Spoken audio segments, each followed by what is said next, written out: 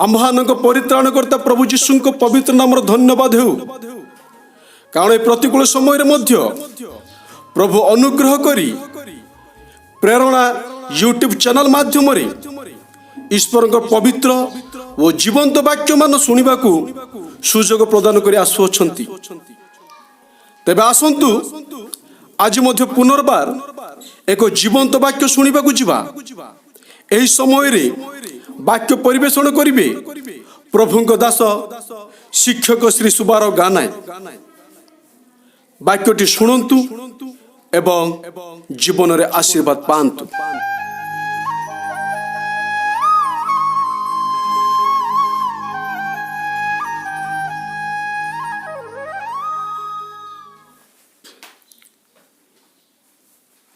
पृथ्वी पृष्ठरे जेतबळे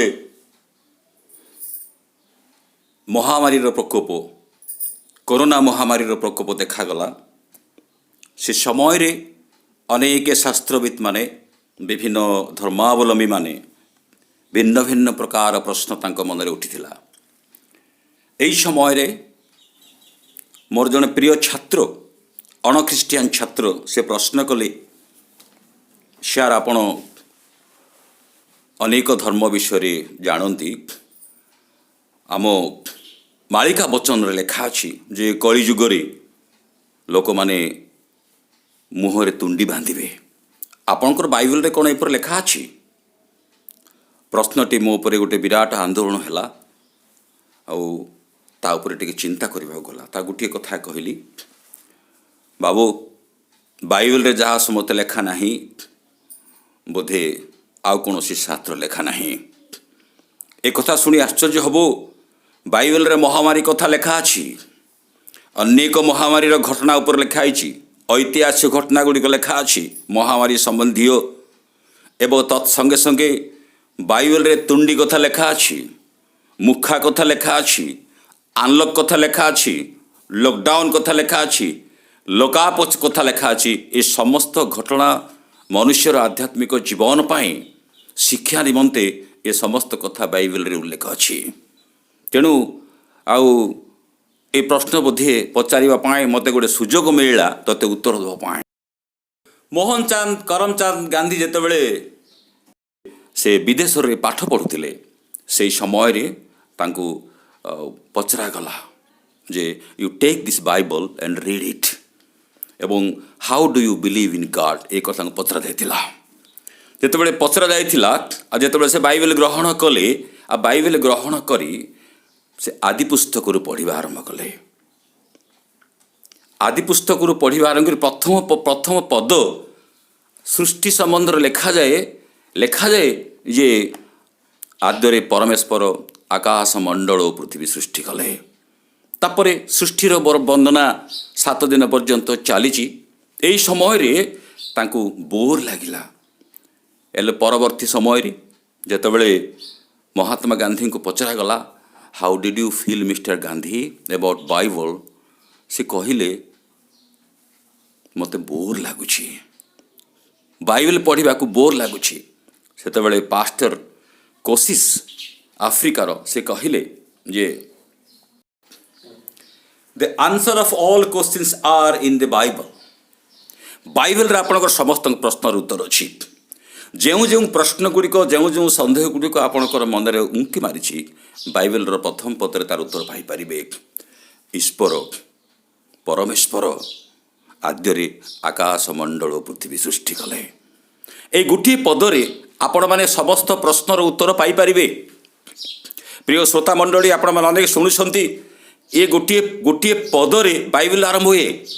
परमेश्वरंकर स्थिति एवं परमेश्वरंकर सृष्टिर कार्य एवं तांकर आकाश मंडलर विस्तार, समस्त सौरमंडल कथा नक्षत्र मंडलर कार्यक्रम ए समस्त तांको हाथ में नियत अच्छी। ए गोटे प्रश्न आप समस्त उत्तर पाई परिबे।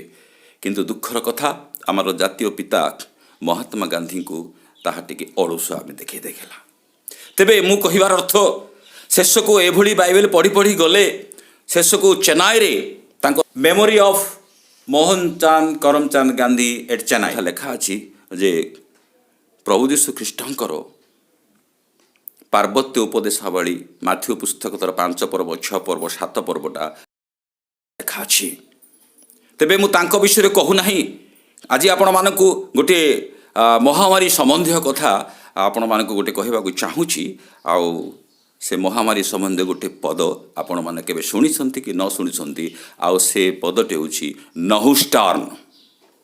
ନହୁଷ୍ଟର୍ନ ଏହା ଦ୍ୱିତୀୟ ରାଜ୍ୟାବଳୀ ତାର 18 ପର୍ବରେ 4 ପଦରେ ଗୋଟେ ଅଛି ପିତ୍ତଳ ଖଣ୍ଡ। ତା ଉପରେ ଆପଣମାନଙ୍କୁ କହିବାକୁ ମୁଁ ଚାହୁଁଛି।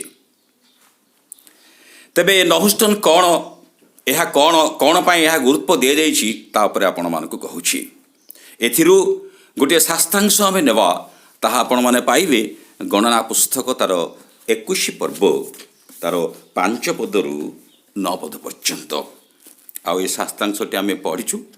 ଆଉ ବର୍ତ୍ତମାନ ଆପଣମାନେ ଶୁଣନ୍ତୁ ସେ ଶାସ୍ତ୍ରାଂଶରେ କ'ଣ ଲେଖା ଅଛି। ତହିଁରେ ଲୋକମାନେ ପରମେଶ୍ୱରଙ୍କର ବିରୁଦ୍ଧରେ ଓ ମୂଷାଙ୍କ ବିରୁଦ୍ଧରେ କହିଲେ, କି ହେତୁ ତୁମ୍ଭେମାନେ ଆମ୍ଭମାନଙ୍କୁ ପ୍ରାନ୍ତରରେ ମାରିବାକୁ ମିଶର ଦେଶରୁ ବାହାର କରି ଆଣିଲ? ଦେଖ, ଏଠାରେ ରୋଟି ନାହିଁ ଓ ଜଳ ନାହିଁ, ପୁଣି ଆମ୍ଭମାନଙ୍କ ପ୍ରାଣ ଏହି ଲଘୁ ଅନ୍ନକୁ ଘୃଣା କରେ। ସେତେବେଳେ ସଦାପ୍ରଭୁ ଲୋକମାନଙ୍କ ମଧ୍ୟକୁ ଦାହକ ସର୍ପ ପ୍ରେରଣ କରନ୍ତେ ସେମାନେ ଲୋକମାନଙ୍କୁ ଦଂଶନ କଲେ। ତହିଁରେ ଇସ୍ରାଏଲର ଅନେକ ଲୋକ ମଲେ। ଏ ନିମନ୍ତେ ଲୋକମାନେ ମୂଷାଙ୍କ ନିକଟକୁ ଆସି କହିଲେ, ଆମ୍ଭେମାନେ ପାପ କଲୁ, କାରଣ ଆମ୍ଭେମାନେ ସଦାପ୍ରଭୁଙ୍କ ବିରୁଦ୍ଧରେ ଓ ତୁମ୍ଭ ବିରୁଦ୍ଧରେ କଥା କହିଅଛୁ। ସଦାପ୍ରଭୁଙ୍କ ନିକଟରେ ପ୍ରାର୍ଥନା କର, ଯେପରି ସେ ଆମ୍ଭମାନଙ୍କ ନିକଟରୁ ଏହି ସର୍ପମାନଙ୍କୁ ଦୂର କରିବେ। ତେଣୁ ମୂଷା ଲୋକମାନଙ୍କ ନିମନ୍ତେ ପ୍ରାର୍ଥନା କଲେ। ତେବେ ସଦାପ୍ରଭୁ ମୂଷାଙ୍କୁ କହିଲେ, ତୁମ୍ଭେ ଗୋଟିଏ ଦାହକ ସର୍ପ ନିର୍ମାଣ କରି ପତାକା ଦଣ୍ଡ ଉପରେ ରଖ। ତହିଁରେ ସର୍ପଦଂଷ୍ଟ ପ୍ରତ୍ୟେକ ଲୋକ ତାହା ପ୍ରତି ଅନାଇଲେ ବଞ୍ଚିବ।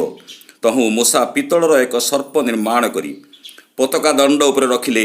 ତହିଁରେ ସର୍ପ କୌଣସି ମନୁଷ୍ୟକୁ ଦଂଶନ କଲେ ସେ ସେହି ପିତ୍ତଳ ସର୍ପ ପ୍ରତି ଦୃଷ୍ଟିପାତ କରନ୍ତେ ବଞ୍ଚିଲା। ପ୍ରଭୁ ତାଙ୍କର ପବିତ୍ର ବାକ୍ୟ ପଠନ ଏବଂ ଶ୍ରବଣରେ ଆଶୀର୍ବାଦ କରନ୍ତୁ। ଆଉ ଏଇ ଶାସ୍ତ୍ରାଂଶରୁ ଆମେ 8 ପଦ ଉପରେ ଚିନ୍ତା କରିବା। ତେବେ ସଦାପ୍ରଭୁ ମୂଷାଙ୍କୁ କହିଲେ, ତୁମ୍ଭେ ଗୋଟିଏ ଦାହକ ସର୍ପ ନିର୍ମାଣ କରି ପତାକା ଦଣ୍ଡ ଉପରେ ରଖ। ତହିଁରେ ସର୍ପଦଂଷ୍ଟ ପ୍ରତ୍ୟେକ ଲୋକ ତାହା ପ୍ରତି ଅନାଇଲେ ବଞ୍ଚିବ। ବାଇବଲରେ ମହାମାରୀ କଥା ଅନେକ ଉଲ୍ଲେଖ ଅଛି। ଆମେ ସମସ୍ତେ ଜାଣୁ ଯେ ମିଶର ଦେଶରେ ଯେତେବେଳେ ଇସ୍ରାଏଲ ପ୍ରଜାମଣ୍ଡଳୀ ଦାସତ୍ୱ ଅବସ୍ଥାରେ ଥିଲେ, ମିଶର ଦେଶକୁ ଶିକ୍ଷା ଦେବା ନିମନ୍ତେ 10ଟି ମହାମାରୀ ସଦାପ୍ରଭୁ ଘଟେଇଥିଲେ ମିଶର ଲୋକମାନଙ୍କ ପ୍ରତି। ତଦ୍ରୂପ ଯେତେବେଳେ ମିଶର ଦେଶରୁ ସେମାନେ ଉଦ୍ଧାର ପାଇକି ଆସିଲେ, ଆଉ ସେହି ସମୟରେ ପ୍ରାନ୍ତରରେ ପୁନର୍ବାର ଇସ୍ରାଏଲମାନଙ୍କୁ ଶିକ୍ଷା ଦେବା ନିମନ୍ତେ ଆଉ 10ଟି ମାରି ଘଟେଇଥିଲେ। ଆଉ ଏ 10ଟି ମାରି ଭିତରୁ ଗୋଟିଏ ମାରି କଥା ଆମେ ଯାହା ବର୍ତ୍ତମାନ ଶାସ୍ତ୍ରାଂଶରେ ଆପଣ ପଢ଼ିବାକୁ ପାଇଲୁ। ଆଉ ସେଇ ମାରି ସମ୍ବନ୍ଧରେ ମୁଁ କହିବାକୁ ଯାଉଛି। ଆପଣମାନେ ଜାଣନ୍ତି ଯେ ମହାମାରୀ ଉପରେ ସାରା ପୃଥିବୀ ଉଣା ଅଧିକେ ସମସ୍ତେ ଜାଣୁ। କ'ଣ ଏ ମହାମାରୀ? ଆକୁ ଇଂରାଜୀରେ ପ୍ଲେଗ୍ ବୋଲି କୁହାଯାଏ। ତେବେ ଏ ପ୍ଲେଗ୍ର ଅର୍ଥ ନିରୂପଣ କରିବା ପାଇଁ ଯେତେବେଳେ ୱିଲିୟମ କିରି ବାଇବେଲ ତର୍ଜମା କରିବାକୁ ଗଲେ, ଆଉ ସେ ପ୍ଲେଗ୍ର ଅର୍ଥ ବାହାର କରି ଏହାର ଅର୍ଥ ଓଡ଼ିଆରେ ମହାମାରୀ ବୋଲି ଲେଖାଗଲା। ଏ ମହାମାରୀର ଅର୍ଥ ଯେ ଯେଉଁ କ୍ଲେଶ ମନୁଷ୍ୟ ସମାଜ ଉପରେ, ଯେଉଁ କ୍ଲେଶ ପ୍ରକୃତି ଉପରେ, ଯେଉଁ କ୍ଲେଶ ପ୍ରାଣୀମାନଙ୍କ ଉପରେ ଆସୁଛି, ତାହା ମନୁଷ୍ୟ ଇଚ୍ଛା କରି ବନ୍ଦ କରିପାରିବ ନାହିଁ ଏବଂ ଇଚ୍ଛା କରି ମନୁଷ୍ୟ ଉଦ୍ଧାର ପାଇପାରିବ ନାହିଁ। ତେଣୁ ତାକୁ ସେ ସମୟରେ ମହାମାରୀ ବୋଲି ନାମ ଦିଆଗଲା। ତା ପୂର୍ବରୁ ଓଡ଼ିଆ ଭାଷାକୋଷରେ ମହାମାରୀ ନାମ ନଥିଲା।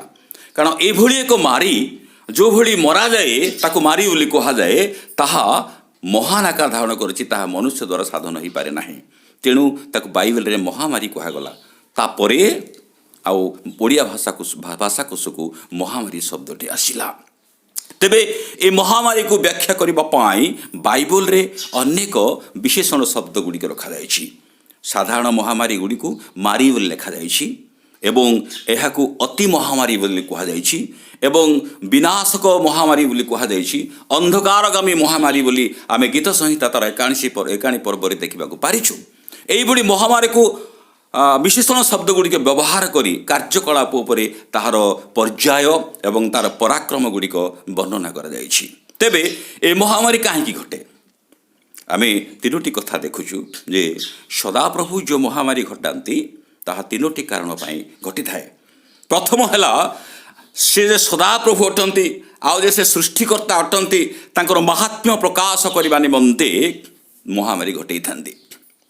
ଏବଂ ଦ୍ୱିତୀୟ କଥା, ତାଙ୍କର ନିଜ ପ୍ରଜାମଣ୍ଡଳୀମାନଙ୍କୁ, ନିଜ ଲୋକମାନଙ୍କୁ ଶିକ୍ଷା ଦେବା ନିମନ୍ତେ ସଂଶୋଧନ ନିମନ୍ତେ ଘଟେଇଥାନ୍ତି। ଏବଂ ତୃତୀୟ କାରଣଟି ହେଲା ଲୋକମାନଙ୍କୁ ଶାସ୍ତି ଦେବା ନିମନ୍ତେ ମହାମାରୀ ଘଟେଇଥାନ୍ତି। ଏ ତିନୋଟି ପ୍ରଧାନ କାରଣ ସକାଶୁ ମହାମାରୀ ସଦାପ୍ରଭୁ ଘଟେଇଥାନ୍ତି। କିନ୍ତୁ ବର୍ତ୍ତମାନ ଏ ଯେଉଁ କୋଭିଡ୍-19 ମହାମାରୀଟା ଆସୁଛି ସେଟା ମନେ ରଖିବା, ଆମେ ସମସ୍ତେ ସଦାପ୍ରଭୁଙ୍କ ଆଡ଼ୁ ଘଟୁଛି ବୋଲି କହୁଛେ, କିନ୍ତୁ ତାହା ସଦାପ୍ରଭୁଙ୍କ ଆଡ଼ୁ ଘଟି ନାହିଁ। ଏହା ମନୁଷ୍ୟକୃତ ମହାମାରୀ ଅଟେ। ତେବେ ଏ ମନୁଷ୍ୟକୃତ ମହାମାରୀ ସମ୍ବନ୍ଧରେ କେମିତି ସମ୍ଭବ ଯେ ସଦାପ୍ରଭୁ ଘଟେଇବା କଥା? କିନ୍ତୁ କେତୋଟି ମାରି ଘଟେଇବା ନିମନ୍ତେ ସଦାପ୍ରଭୁ ଶୈତାନକୁ ଅନୁମତି ଦେଇଛନ୍ତି। ଉଦାହରଣ ସ୍ୱରୂପ ଆମେ ଆଇବଙ୍କ କଥା ଆମେ ଚିନ୍ତା କରିବା। ତାଙ୍କ ସମ୍ବନ୍ଧରେ ଯେଉଁ ମାରି ଘଟିଥିଲା ତାକୁ ସେ ଶୈତାନ ଦ୍ୱାରା ଘଟିଥିଲା। ତେବେ ବର୍ତ୍ତମାନ ଏ ଯେଉଁ ମହାମାରୀ ଘଟିଛି ଆମେ ଭଲ କରି ଜାଣୁଛୁ, ତାହା ସମସ୍ତେ ସେ ଡ୍ରାଗନ୍ ଦେଶକୁ ନିନ୍ଦା କରୁଛନ୍ତି, ଆଉ ତାହା ମଧ୍ୟ ସତ୍ୟ ଘଟଣା। ତେବେ ତା ଉପରେ ମୁଁ ବ୍ୟାଖ୍ୟା କରିବାକୁ ଚାହୁଁନାହିଁ, କିନ୍ତୁ ବାଇବେଲରେ ଯେଉଁ ପ୍ରାନ୍ତରରେ ଯେଉଁ ମହାମାରୀଟି ଘଟିଥିଲା ତା ଉପରେ ଆଜି ଆମକୁ କ'ଣ ଶିକ୍ଷା ଦେଉଛି ତା ଉପରେ ଆମେ ଚିନ୍ତା କରିବାକୁ ଯିବା। ଆମେ ଯେଉଁ ଅଂଶଟି ପଢ଼ିଲୁ ପୁନର୍ବାର ସେ ଅଂଶଟି ପଢ଼ିବା, ଆଉ ଯାହା ଉପରେ ଆମେ କିଛି ସମୟ ଚିନ୍ତା କରିବାକୁ ଯିବା। ତେବେ ସଦାପ୍ରଭୁ ମୂଷାଙ୍କୁ କହିଲେ, ତୁମ୍ଭେ ଗୋଟିଏ ଦାହକ ସର୍ପ ନିର୍ମାଣ କରି ପତାକା ଦଣ୍ଡ ଉପରେ ରଖ, ତହିଁରେ ସର୍ପଦଷ୍ଟ ପ୍ରତ୍ୟେକ ଲୋକ ତାହା ପ୍ରତି ଅନାଇଲେ ବଞ୍ଚିବ। ତେବେ ଏଇ ପଦରେ ଯେଉଁ ଦାହକ ସର୍ପ କଥା ଉଲ୍ଲେଖ ଅଛି, ଗୋଟେ ପିତ୍ତଳ ଦଣ୍ଡ କଥା ଲେଖା ଅଛି, ଏବଂ ତା ତଳ ଅଂଶରେ ଏକଥା ଲେଖା ଅଛି ଯେ ପିତ୍ତଳ ସର୍ପ ନିର୍ମାଣ କରି ପତାକା ଦଣ୍ଡ ଉପରେ ରଖିଲେ, ଏକଥା ଲେଖା ଅଛି। ଏବଂ ସଦାପ୍ରଭୁ ବ୍ୟବସ୍ଥା କଲେ, ଆଉ ଯାହାକୁ ଏ ଦାହକ ସର୍ପ ଦଂଶନ କରିବ, ଯଦି ସେ ପିତ୍ତଳ ସର୍ପକୁ ଅନେଇବ, ପତାକା ଦଣ୍ଡରେ ସେ ପିତ୍ତଳ ସର୍ପକୁ ବଞ୍ଚିବ, ତାହେଲେ ସେ ବଞ୍ଚିବ ବୋଲି ବ୍ୟବସ୍ଥା ଖଞ୍ଜିଦେଲେ। ଆଉ ତଦନୁସାରେ ଇସ୍ରାଏଲ ପ୍ରଜାମଣ୍ଡଳୀ ଯାହାକୁ ଦାହକ ସର୍ପ ଦଂଶ କରିଛି, ଆଉ ସେ ତାହାକୁ ଅନେଇ ବଞ୍ଚିଛି। ଏହା ଆମେ ପ୍ରତି ସମୟରେ ଆମେ ଶୁଣି ଆସିଛୁ। ତେବେ ୟା ଉପରେ ଆମକୁ କ'ଣ ଶିକ୍ଷା ଦିଆଯାଇଛି? এই যে মহামারী ঘটনা উপরে আমার কোণ আজ প্রভু শিক্ষা দেউছন্তি, পবিত্র বাইবেলরে কাহিঁকি ঘটনাটি স্থান পাইছে, ঐতিহাসিক ঘটনা তা উপরে আমি চিন্তা করিবাকু ଯିବା। যেতবে প্রান্তরে ইস্রায়েল প্রজামণ্ডলী থিলে পাপ কলে, কেউ পাপ কলে? কেবল গোটিয়ে মাত্র পাপ কলে, সেটা হচ্ছে জিহ্বার পাপ। କ'ଣ ସେ ଜିଭାର ପାପ? ଜିଭାରେ ଦୁଇଟି ପ୍ରକାର, ପ୍ରିୟ ଶ୍ରୋତା ମଣ୍ଡଳୀ, ଜିଭାରେ ଦୁଇଟି ପ୍ରକାର ପାପ କରାଯାଏ। ଗୋଟିଏ ପାପ ହେଲା ଖାଇବାରେ ଏବଂ ଦ୍ୱିତୀୟ ପାପଟି ହେଲା କହିବାରେ। ଏ ଦୁଇ ପ୍ରକାର ପାପ ସାଧାରଣତଃ ଆମେ ଜିହ୍ବା ଦ୍ୱାରା କରିଥାଉ। ତେଣୁ ଲେଖାଯାଏ ହିତୋପଦେଶରେ ଯେ ମରଣ ଏବଂ ଜୀବନ ଜିହ୍ବାର ଅଧୀନ ବୋଲି ଉଲ୍ଲେଖ ଅଛି। ତାମାନେ ଜିହ୍ବାରେ କହିବା ଦ୍ୱାରା ଏବଂ ଜିହ୍ବାରେ ଖାଇବା ଦ୍ୱାରା ପାପ ଅର୍ଜନ ହୁଏ, ଏହା ଆପଣମାନେ ଜାଣୁଛନ୍ତି ଭଲ ଭାବରେ। ଏଇ ଜିହ୍ବା ଦ୍ୱାରା ସେମାନେ ପାପ କଲେ। ଗଣନା ପୁସ୍ତକ ତାର 21:5-7 ପର୍ଯ୍ୟନ୍ତ ପଢ଼ିଲେ ଜଣାଯାଏ, ଆମ୍ଭେ ସଦାପ୍ରଭୁଙ୍କ ବିରୁଦ୍ଧରେ ପାପ କଲୁ। ତା ପୂର୍ବରୁ ସେମାନେ ବଚସା କରିଛନ୍ତି, ମୋଶାଙ୍କ ବିରୁଦ୍ଧରେ ବଚସା କରିଛନ୍ତି ଏବଂ ସଦାପ୍ରଭୁଙ୍କ ବିରୁଦ୍ଧରେ ମୋତେ ବଚସା କରିଛନ୍ତି। ଏ ବଚସା କରିବା ଦ୍ୱାରା ସଦାପ୍ରଭୁ ଦୁଃଖ କଲେ। ଯେଉଁ ଖାଦ୍ୟ ସେମାନଙ୍କୁ ଦିଆଗଲା, ପ୍ରିୟ ଭାଇ ଏବଂ ଭଉଣୀମାନେ, ମାନ୍ନା ଭଳିଆ ଯେଉଁ ଖାଦ୍ୟକୁ ଗୀତ ସଂହିତାରେ ଦାଉଦ ଲେଖନ୍ତି ଯେ ତାହା ସ୍ୱର୍ଗୀୟ ଲୋକମାନଙ୍କର ଖାଦ୍ୟ ଦିଆଯାଇଥିଲା, କିନ୍ତୁ ହାଇ ସେମାନେ ସ୍ୱର୍ଗୀୟ ଖାଦ୍ୟ ଘୃଣା କଲେ। ଆଉ ଯେଉଁ ଖାଦ୍ୟକୁ ଗୁଡ଼ିର ନାଁ ମାନ୍ନା, ଆମେ ସମସ୍ତେ ଜାଣୁ, ଆ ଉପରେ ବ୍ୟାଖ୍ୟା କରୁନାହୁଁ, କିନ୍ତୁ ସେଇ ମାନ୍ନାକୁ ସେମାନେ ଘୃଣା କଲେ। ତାପରେ ଦ୍ୱିତୀୟ କଥା, ମାଂସ ଖାଇବେ ବୋଲି କହିଲେ। ଏବଂ ସେ ମାଂସ ମଧ୍ୟ ଯେଉଁ ପ୍ରକାର ମାଂସ ହେଲା ଲେଖାଯାଉଛି ଯେ 1.5 ମିଟର ଉଚ୍ଚାରେ 1 କିଲୋମିଟର ପର୍ଯ୍ୟନ୍ତ ଲମ୍ବା, ଏତେ ସବୁ ଭାଟ ବିପକ୍ଷ ଦେଇଥିଲେ, ତା ମଧ୍ୟ ସେମାନେ ଘୃଣା କଲେ। ଏମିତି ଖାଇଲେ ପାଟିରେ ଥାଉ ଥାଉ, ପାଟିରେ ରଖିବାକୁ ଜାଗା ନାହିଁ, ଏଇଭଳି ଥାଉ ସେମାନେ ଖାଇଲେ। ସେ କଥା ମୁଁ ବର୍ଣ୍ଣନା କରୁନାହିଁ। ତେବେ ଖାଦ୍ୟ ପାଇଁ ସଦାପ୍ରଭୁଙ୍କୁ ବଚସା କଲେ, ସଦାପ୍ରଭୁଙ୍କ ବିରୁଦ୍ଧରେ କହିଲେ, ମୋଶାଙ୍କ ବିରୁଦ୍ଧରେ କହିଲେ। ତେବେ ସେଇ ଜିନିଷ ଗୁଡ଼ିକ ଏଇଠି ସେମାନେ କହୁଛନ୍ତି। ଯେ ଆମେ ଏ ଲଘୁ ଅନ୍ୟକୁ ଘୃଣା କରୁ। ଏଠି ରୁଟି ନାହିଁ, ଏଠି ଜଳ ନାହିଁ, ଏହା କହିଲା ପରେ ଅନ୍ୟାନ୍ୟ କଥା ଆମେ ତା ତଳ ଅଂଶ ଗୁଡ଼ିକରେ ଦେଖୁଛୁ। ତେବେ ଏହାପରେ ସଦାପ୍ରଭୁଙ୍କର କୃପ ହେଲା, ଯେଉଁ ଖାଦ୍ୟ ତୁମେ କେବେ ଖାଇବା କଥା ନୁହେଁ, ଯେଉଁ ପ୍ରାନ୍ତର ଭୂମିରେ କୌଣସି ଖାଦ୍ୟ ଶସ୍ୟ ଉତ୍ପନ୍ନ ହେବ ନାହିଁ, ଏଇଭଳି ପ୍ରାନ୍ତର ଶସ୍ୟ, ଏଇଭଳି ପ୍ରାନ୍ତର ଭୂମିରେ ଖାଦ୍ୟ ଶସ୍ୟ ଉତ୍ପନ୍ନ ହେଉଥିବା ଭୂମିରେ ତୁମକୁ ସ୍ୱର୍ଗୀୟ ମାନ୍ନା ଦିଆଯାଇଛି, ତୁମେ ତାକୁ ଘୃଣା କରିଛ। ମାଂସ ଖାଇବା ପାଇଁ ଭାଟୋଇ ପକ୍ଷୀ ଦିଆଯାଇଛି, ତାହାକୁ ତୁମେ ଘୃଣା କରିଛ। ଆଉ ସେଥିପାଇଁ ସଦାପ୍ରଭୁ କୋପ କଲେ ଏବଂ ଦାହକ ସର୍ପ ପଠେଇଲେ ବୋଲି ଲେଖାଯାଇଛି। ଆଜି କାହିଁକି କେଜାଣି ଆମମାନଙ୍କର 2019ରୁ ଆଜି ପର୍ଯ୍ୟନ୍ତ ଗୋଟେ ଦାହକ ସର୍ପ ସଦୃଶ୍ୟ ଏକ ଜୀବାଣୁ, ଯାହାକୁ ଆମେ ଭୂତାଣୁ ବୋଲି କହୁଛେ, ସେ ଭୂତାଣୁ ପଠାଯାଇଛି। ଆଉ ସେ ଭୂତାଣୁ ଦାହକ ସର୍ପର ଯାହାକୁ ଦଂଶନ କରୁଛି ସେ ମରୁଛି। ପ୍ରତିଦିନ ଅନ୍ୟାନ୍ୟ ମୃତ୍ୟୁ ଅପେକ୍ଷା ଆର ମୃତ୍ୟୁର ହାର ବଢ଼ି ବଢ଼ି ବଢ଼ି ବଢ଼ି ବଢ଼ି ବଢ଼ି ବଢ଼ି ଯାଉଛି। କାହିଁକି ସଦାପ୍ରଭୁ ଅନୁମତି ଦେଲେ ଯେ ଏ ଦାହକ ସର୍ପ ଦଂଶନ କରିବା ପାଇଁ? ଲୋକେ ଜାଣନ୍ତୁ ଯେ ସଦାପ୍ରଭୁ ଅଛନ୍ତି, ସଦାପ୍ରଭୁଙ୍କର ବିନା ଏଇଟା କେବେ ହେଲେ ବନ୍ଦ ହୋଇପାରିବ ନାହିଁ, ଏହା ଲୋକେ ଜାଣନ୍ତୁ। ଏଥିପାଇଁ ଦାହକ ସର୍ପ ବନ୍ଦୀ କଲେ। ଯେତେବେଳେ ଗୋଟିଏ ପରେ ଗୋଟିଏ ପରେ ଗୋଟିଏ ପରେ ମୃତ୍ୟୁବରଣ ଆରମ୍ଭ ହେଲା, ଯାହା ବୋଲା ସେମାନେ ବଞ୍ଚିପାରିଲେ ନାହିଁ। ଯେତେବେଳେ ବଞ୍ଚିପାରିଲେ ନାହିଁ, ସେତେବେଳେ ଲୋକମାନେ ମୂଷାଙ୍କୁ କହିଲେ ଆମ୍ଭମାନଙ୍କ ନିମନ୍ତେ ପ୍ରାର୍ଥନା କର ଏବଂ ଆମେ ଏଥିରେ ଉଦ୍ଧାର ପାଇବୁ। ସେଥିରେ ସଦାପ୍ରଭୁ ମୂଷାଙ୍କୁ କହିଲେ, ତୁମେ ଗୋଟେ କାମ କର, ଗୋଟେ ପିତ୍ତଳ ଦଣ୍ଡ କର ଏବଂ ଗୋଟିଏ ଦାହକ ସର୍ପ କର ଏବଂ ଦାହକ ସର୍ପକୁ ଯେଉଁମାନଙ୍କୁ ଦାହକ ସର୍ପ ଦଂଶନ କରିବ ସେମାନେ ସେ ପିତ୍ତଳ ଦଣ୍ଡକୁ ସେ ଦାହକ ସର୍ପକୁ ଅନେଇବେ, ସେମାନେ ବଞ୍ଚିବେ। ଏଇ ବ୍ୟବସ୍ଥାଟି ଖଞ୍ଜିଦେଲେ। ଆଉ ତଦନୁସାରେ ମୂଷା ଏକ ପିତ୍ତଳ ସର୍ପ ନିର୍ମାଣ କଲେ, ପିତ୍ତଳ ଦଣ୍ଡ ନିର୍ମାଣ କଲେ ଏବଂ ତାହା ସେ ପ୍ରାନ୍ତରରେ ଥୋଇଦେଲେ। ଆଉ ଯେଉଁମାନଙ୍କୁ ସର୍ପ ଦଂଶନ କଲା, ଆଉ ସେମାନେ ସେଇ ପିତ୍ତଳ ଦଣ୍ଡକୁ ପିତ୍ତଳ ସର୍ପକୁ ଦେଖି ସେମାନେ ଉଦ୍ଧାର ପାଇଛନ୍ତି, ସ୍ୱାସ୍ଥ୍ୟ ହୋଇଛନ୍ତି, ଏକଥା ଆମେ ଜାଣୁ। ତେବେ ଏହାର ନିଦର୍ଶନ ଆଜି ଆମମାନଙ୍କୁ କ'ଣ ଶିକ୍ଷା ଦିଏ?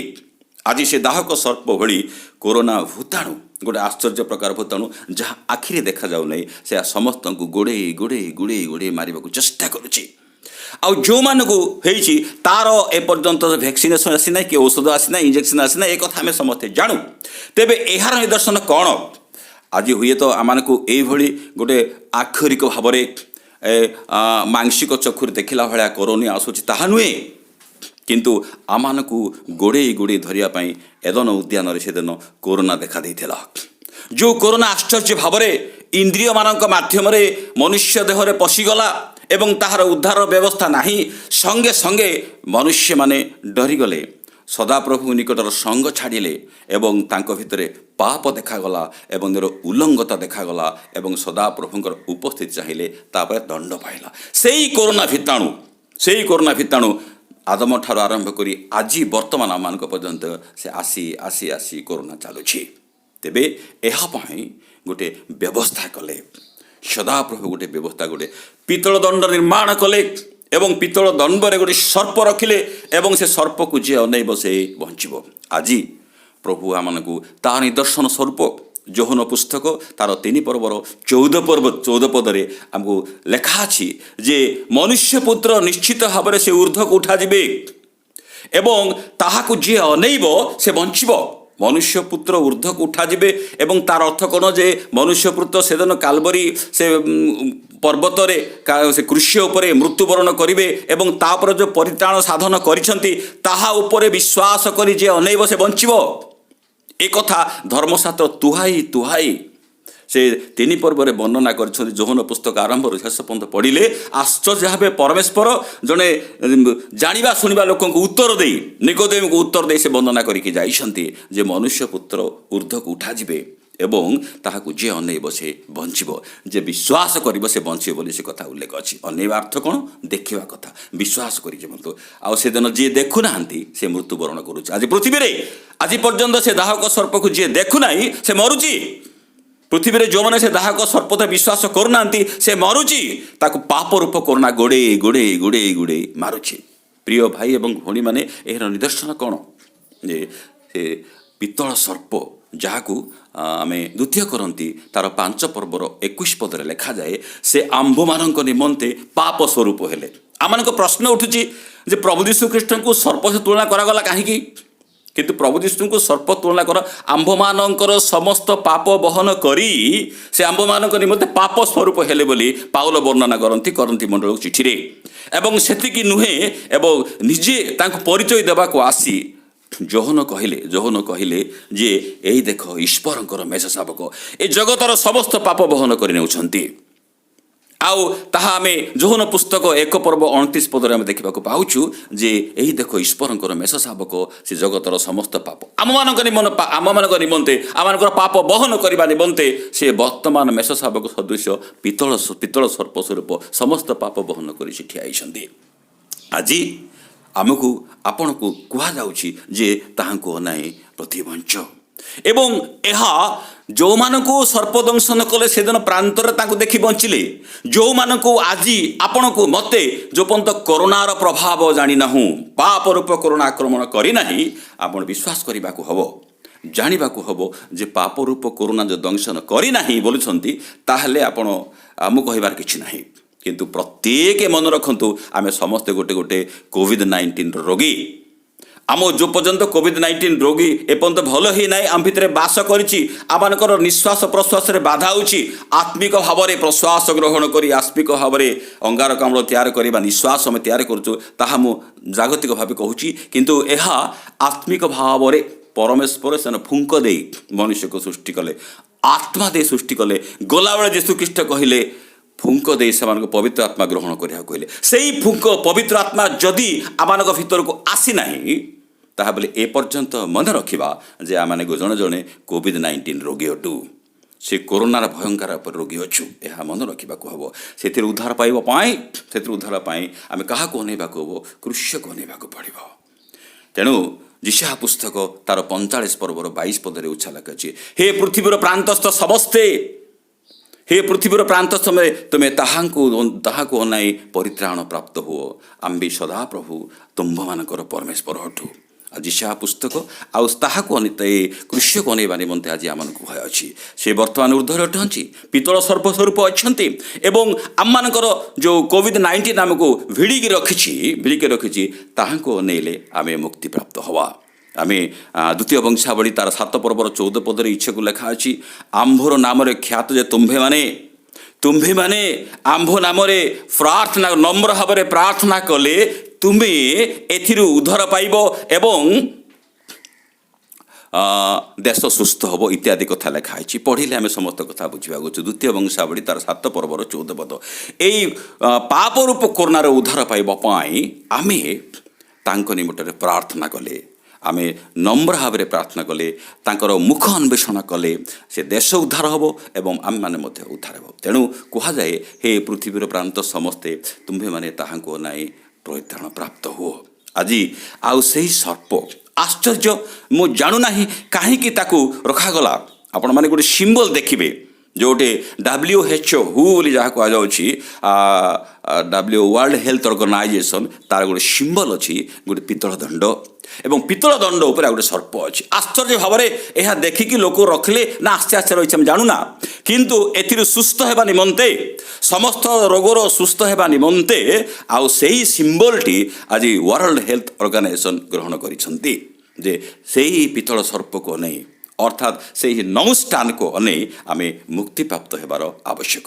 ତେଣୁ ପୁନର୍ବାର ସେ ଅଂଶଟି ମୁଁ ପଢ଼ୁଛି ଯେ 45:22 ଯିଶାୟରେ କୁହାଯାଉଛି, ହେ ପୃଥିବୀର ପ୍ରାନ୍ତ ସମସ୍ତେ ତୁମେ ତାହାଙ୍କୁ ଅନାଇ ପରିତ୍ରାଣ ପ୍ରାପ୍ତ ହୋ। ପ୍ରିୟ ଭାଇ ଭଉଣୀମାନେ, ଆପଣମାନେ ବିଶ୍ୱାସ କରନ୍ତୁ, ଜାଣନ୍ତୁ ଯେ ପ୍ରତ୍ୟେକ ଆମେ ସମସ୍ତେ ସେ କରୋନା ରୂପ ପାପରେ ଆକ୍ରାନ୍ତ ହୋଇ ରହିଛୁ।